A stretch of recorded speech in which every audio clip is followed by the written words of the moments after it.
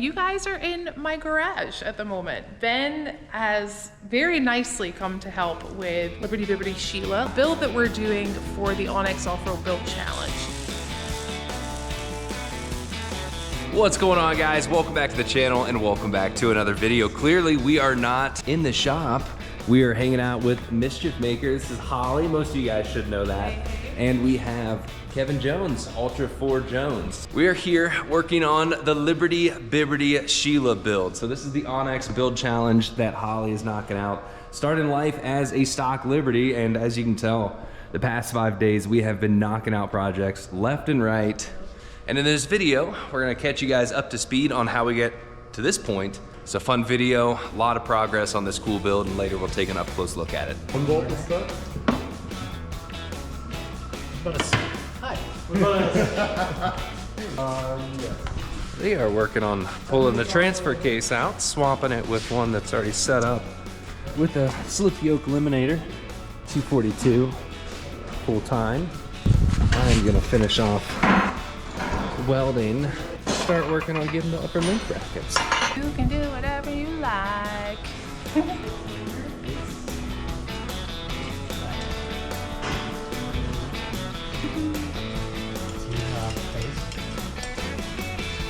I don't.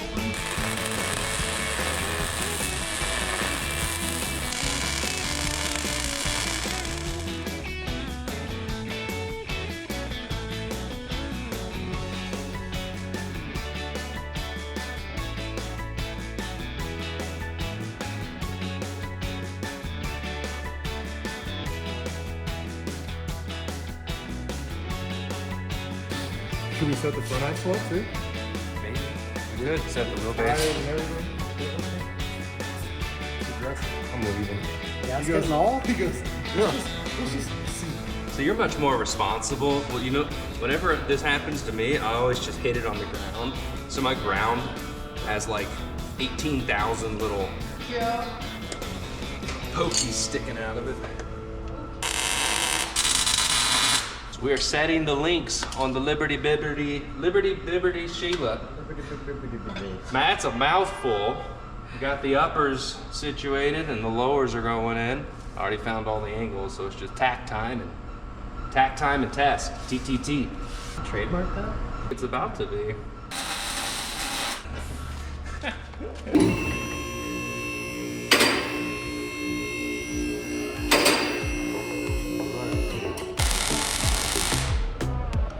I like that. My name's Kevin Jones. I'm from California. I came here to Holly's shop to give her a hand with Liberty Biberty Sheila. I had the pleasure of meeting and working with Ben here. It's been a great experience. My background is I race a little bit of Ultra 4, raced King of the Hammers a few times, and I recently found out I'm the wildcard winner for the Onyx Offroad Build Challenge. On my YouTube channel, Chasing 518, I'm building a 96 Ford Bronco with a 7.3 Power Stroke in it. It's been a great couple of days in Holly's shop here. Working with her and Ben on Liberty Biberty Sheila. So it is Monday morning here in the shop, and there are so many projects to do, but the first things we're tackling is trying to get the suspension and axles in place. So the past couple days have been getting everything ready for the front in regards to the steering box. So we had to cut out that big old cross member, get rid of that, figure out the motor mounts, welded it in. Up here we are gonna have to box the steering frame, but before we get to that, we want to see where the axle needs to sit. Before we even get to the front, need to knock out the rear. All the brackets are placed on the frame side. The axle truss went through and re-welded all that. We have the lower link brackets tacked in, the uppers. So we're good for measurements, building links, and then start flexing this out and figuring out where the shocks or the coilovers are gonna go. Because I'm sure we're gonna have to do quite a bit of cutting in here to let those pass through. Holly ran to the store. She's grabbing bolts for the link hardware. This one's about to get cut, finish up this link. I think Holly's gonna do the rest of them, build the other 3 out, record that on her channel, show you guys how to build links, and we're gonna keep knocking stuff out. It's getting there. We'll get there by this afternoon, this evening.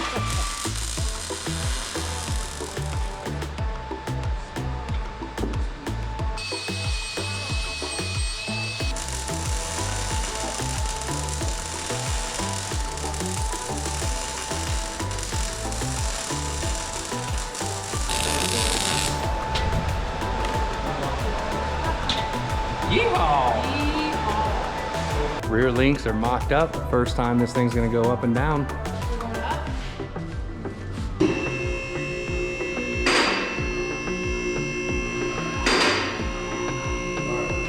Well, how much up travel? 4 inches? 3 inches?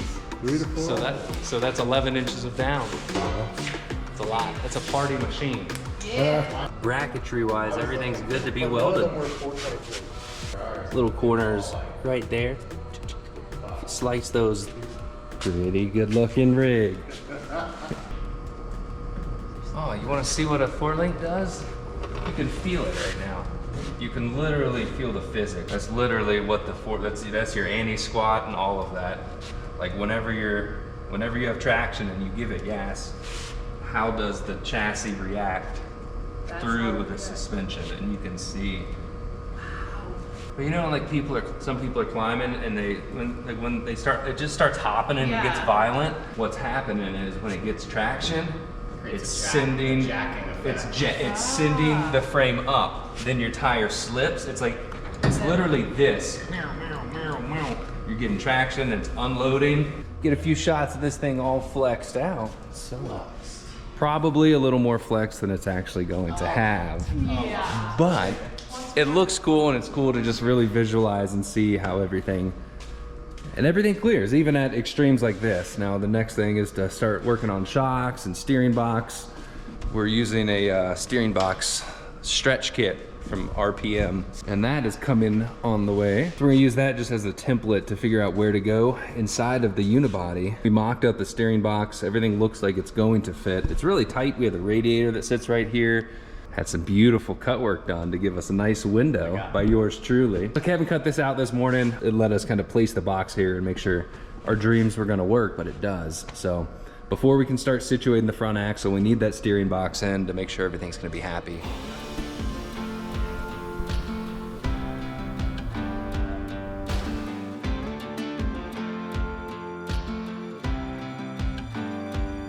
I'm gonna try to figure out how we're getting this fuel tank in here. Just gonna raise it up even with the bottom of the frame rails. That way it's not really dragging on rocks. It's out of the way. Fuel can easily still flow from the filler neck because it fills from way down here on the tank. So that's good. Keeping this very simple. Just 2 cross member supports to hold the weight of the tank, and then some tabs off of those to hold the straps down. Plug in everything back in, all the factory wiring. Might have to extend them, hook up the evap. Somebody's calling me, but I'm gonna get started on this.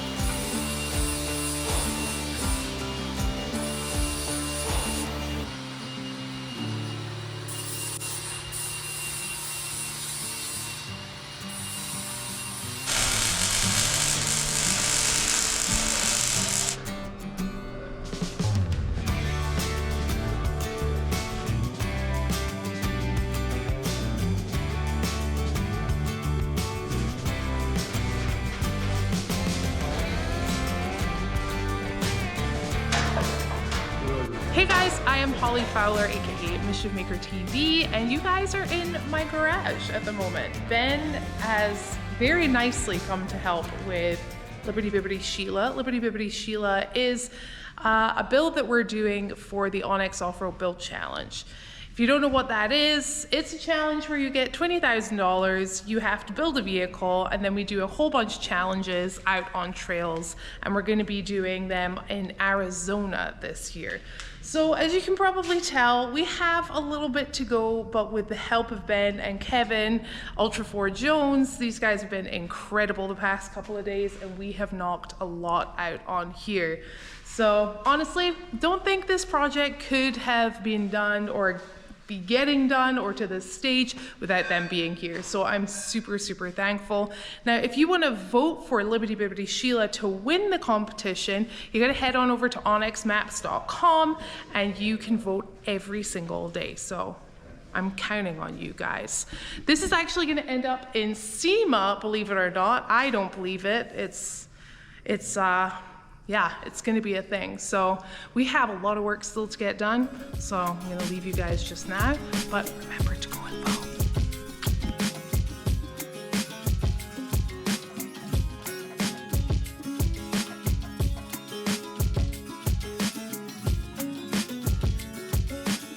So she's using an apex truss, which has like a triangle on the top of it. So any bracket has to get kind of coped out for it.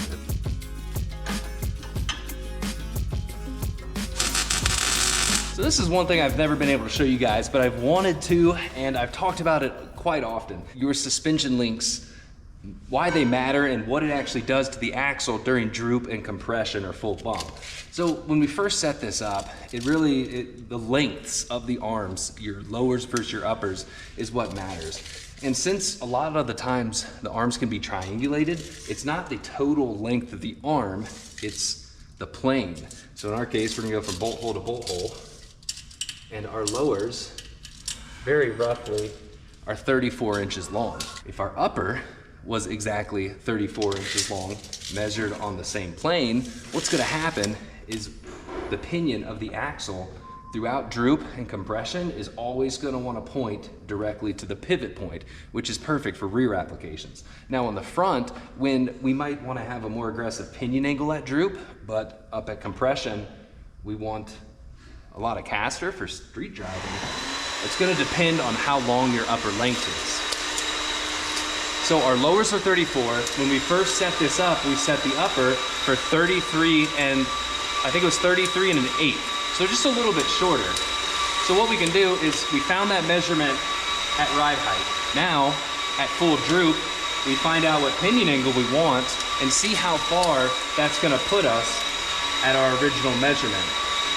So an arm at 33 and a quarter, 33 and a quarter, is gonna put it here. So the only way you can really dictate the length of your arm is where this bracket gets centered on the axle or on the frame side. So in our case, to make the upper link just a little bit shorter, instead of setting it on the axle in the center, we had to scoot it forward of the center line just a little bit to make sure our upper link was just short enough so at droop, we still had a little bit of caster instead of just relying on the pinion angle. So short and sweet, at ride height, find your caster and pinion angle that you want, take that measurement from your link mount on the frame and axle, put it at full droop, and same measurement, see what that's gonna give you in this bracket for your pinion angle. If you need more pinion angle, you're gonna have to make your upper link longer, not by adjusting it, but by physically moving one of the brackets on the frame or axle side to make it longer. That way, once you go back up, everything's happy.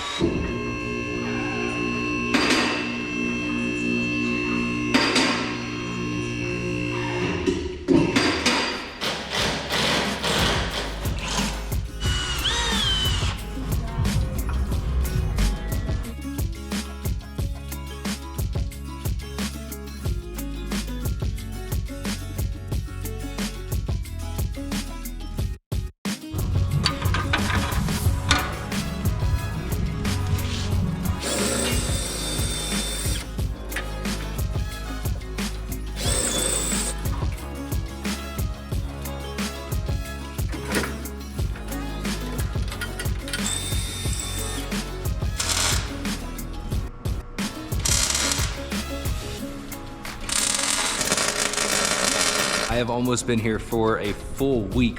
Got here on Friday of last week, really late, started work on Saturday the next morning, but today's Friday and there's been a ton of progress. I am very happy with how far we've come in a single week, and hopefully I've recorded enough to actually, show the progress. Holly had to run to the airport, pick somebody up for Trail Hero. I'm hoping to stay here for the first couple days of Trail Hero, we'll see. But back to the subject. What have we done so far? I mean, we started off with getting the rear axle in, truss, 4-link, all the brackets on the frame and axle side, made the links, everything flexes, really, really cool. Kevin made nice little e-brake cables out of the JL cables, retainers. We have the gas tank support bracket, fits the factory gas tank there, also strengthens up the unibody a little bit. And we got the shock towers in, so these are Artec shock towers. 2.5-inch Fox coilovers, And the rear are 14-inch travel. The fronts are gonna be 12s. I'm not sure yet, but I'm pretty sure we can fit all of this package together without Frenching the frame, just keeping these brackets out here. Running TMR shock brackets, and those are nice and tucked up out of the way. So the rear axle is pretty much completely flush. The next goal is to set bump stops. And since this is not a race rig, it's just a trail rig, this is bottomed out as if we were jumping. But if one side dropped out bump like this, it's going to get the tire way up into the fender. So what we're going to do is set our hydraulic bump stops at flex to pretty much prevent this from getting in. Lots of work here on the back. We're gonna make our way up to the front here. 3-link, rear's a triangulated 4-link, and the lowers actually triangulate really far in. This is not at bump yet. It actually does come down even lower. We do have this center axle disconnect tied into the truss and the tubes down here, and it's all welded. I just made this little template so she can get this plasma cutted and bolt on there for like a little SEMA tag. Pretty cool. But upper link, lower links. The exhaust is gonna be really fun way up in there, but they said they have a good exhaust guy. We got the steering box in with the RPM stretch kit. This thing is looking good. Hollie's gonna be welding in the rocker panels today. Yep, right there, droop. Okay, so we need to remark that. But now we can raise it up and down. Once they're marked like that, it's really neat during a build. You put it at right height, and then you can just go up and down to droop and bump, and you can also take vertical measurements right off your post there. Now, before we burn these in, what we need to do is really flex it out and make sure that our springs aren't going to get into the frame in here or the tires. This slider is the same diameter as the coils, so as long as this moves and it's clear of everything, I'm gonna glance over my tack welds again and make sure they're all good. We're gonna be putting a lot of pressure on these things when we start flexing it out. I'm gonna get back to it. It has been a ton of fun coming out here and working on a rig like this because it's completely unique. It's all like custom fabrication stuff. It's a fun project because you don't see Liberties too often. They look like they actually do pretty good. They're lightweight, nimble, not a ton of power, but a good V6. Transmission, iffy. Overall, these things look like they could be some really cool trail rigs.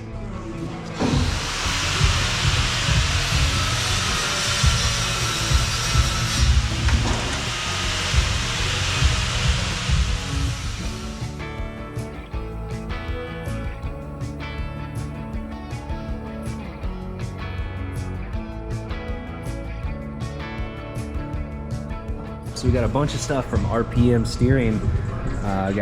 We have their tie rod already, but Don brought by custom drag link. We are going to do an over the knuckle drag link. So we're gonna flip it. Now this is a reed knuckle. You can order them both ways, but these knuckles are under the knuckle. So we gotta drill this to 7/8, put a sleeve in there to flip it. So it's 7/8 outside diameter, and the taper is on the inside of this sleeve. So we're just gonna drill this out.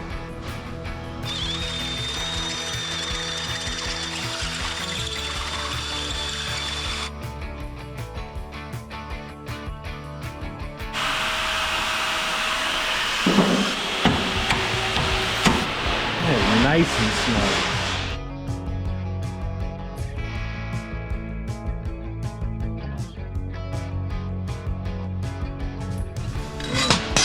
This is a nice custom made frame tie-ins to the cage and the shock mounts.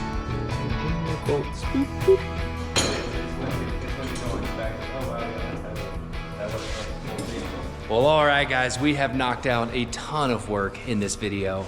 Yeah. Hollie has been killing it, and Liberty Biberty behind us is looking much better than when I got here. So much. the progress has been insane, and there's still a lot more to do on it, but we have some special guests coming in soon to help speed this along even further. But the plan is tomorrow to take the LJ, yes, because I did tow a rig all the way out here. We're gonna go run some trails tomorrow with the RPM Steering group, have a blast, then come back here and continue work on the Liberty. Like always, thanks for watching. Please give the video a thumbs up, subscribe to the channel, check out Hollie's if you haven't, but more importantly, head on over and vote for old Sheila here, the Liberty Biberty in the Onyx Off-Road Build Challenge. We'll see you next week. Thanks for watching, guys.